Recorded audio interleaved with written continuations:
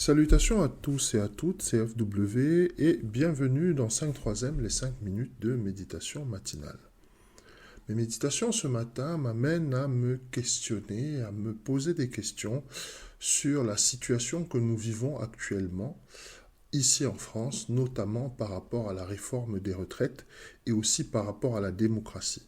Alors en fait, alors que l'Europe entière, puisque c'est plus un problème français maintenant, c'est un problème européen, puisque nos amis allemands aussi ont entamé des grèves pour des motifs différents, notamment l'inflation, eh bien, alors que l'Europe entière est en fait secouée par des crises et des tensions sociales, donc nous devons nous poser la question de savoir si le mot démocratie, eh bien, il doit encore être appliqué à notre pays, à notre État.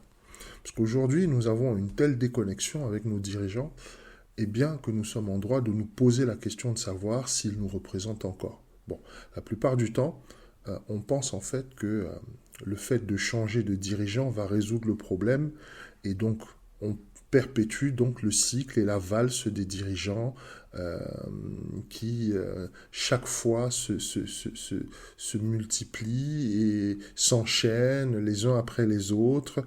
Et finalement, on se rend compte d'une chose, c'est que quelle que soit leur sensibilité politique, euh, qu'ils soient de droite ou de gauche, bah, ils passent, mais les problèmes restent. Donc la vérité, c'est que si les événements qui se déroulent actuellement en France, c'est-à-dire une grosse tension sociale autour des retraites, des grèves qui se multiplient, les éboueurs qui sont en grève, etc., la capitale noyée sous les détritus, voilà, toutes ces choses-là. Si ça s'était déroulé en Russie, notamment les affrontements multiples qu'il y a eu avec les forces de l'ordre, notamment par rapport à cette réforme des retraites, si ça s'était passé dans d'autres pays, bon, pour ne citer que la Russie par exemple, bah, tout le monde aurait déjà crié à la dictature.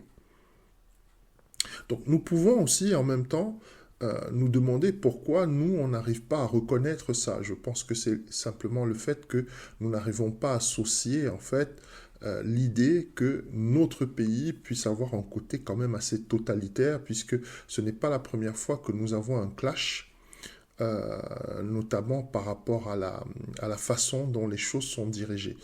Il y avait déjà eu un affrontement à peu près pareil en très très peu de temps, ça remonte à trois ans à peu près, et c'était les Gilets jaunes.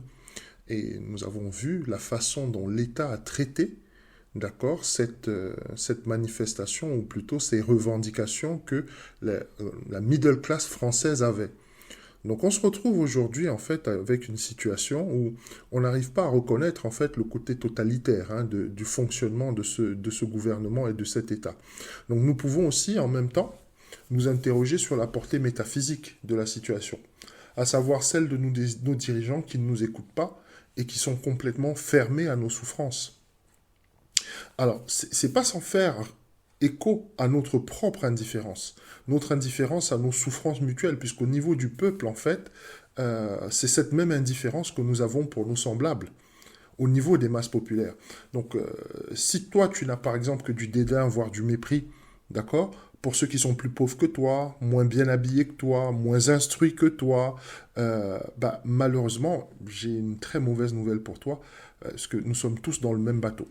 Pour nos dirigeants mondialistes, en fait, nous ne sommes ni plus ni moins que du bétail. Ce qui va faire la différence, eh bien, ça va être notre capacité à porter mutuellement les uns les autres nos souffrances. Si nous parlons d'une même voix, si nous parlons d'un même ton, et si nous prenons en compte que la souffrance d'un, eh bien, c'est la souffrance de tous, il y a beaucoup de chances que les choses changent au niveau de nos gouvernements. La réalité, c'est que là, actuellement, on est en train de s'apercevoir que le modèle démocratique qui est le nôtre est arrivé à essoufflement. Le monde a changé. Nous sommes rentrés dans un nouveau monde après la, la Covid et tout le confinement qu'on a connu. Et malheureusement, le peuple aussi a changé, la structure de la société a changé. Ce qui n'a pas changé en réalité, eh bien, c'est la façon dont tout ça est administré.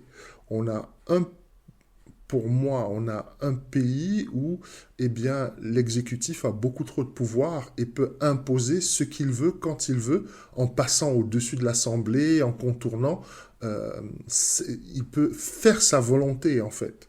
Peut-être que le temps est venu, non pas d'essayer de changer les dirigeants, mais de changer la fabrique, le fonctionnement de l'outil démocratique dans notre pays. Ça, c'est la réflexion hein, que mes méditations m'amènent, sur laquelle mes méditations m'amènent ce matin. Et ça devrait nous amener tous aussi à réfléchir sur ce que va être ce pays dans les futures années et surtout sur ce que nous allons laisser à nos enfants. Je te souhaite une bonne journée.